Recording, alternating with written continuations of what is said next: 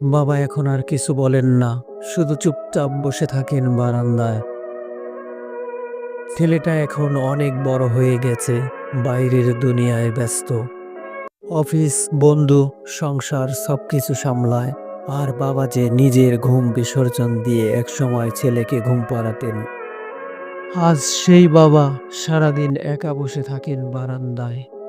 চোখে থাকে শুধু প্রতীক্ষা, মন ভরে থাকে শুধু একটাই প্রশ্ন, আমার ছেলেটা কি আজ একটু সময় পাবে?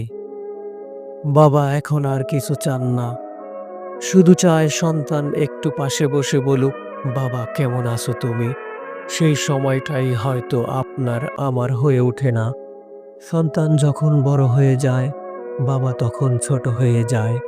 একাকিত্বের ছায়ায় ঘেরা থাকে তার জীবন। এই ভিডিওটা তাদের জন্য যারা আজও নিজের বাবার মুখে একটু হাসি দেখতে চান। সাবস্ক্রাইব করে পাশেই থেকো এমন বাস্তব জীবনের গল্পগুলো পেতে। আমি বাস্তব জীবনের গল্প বলি এখানে। ধন্যবাদ।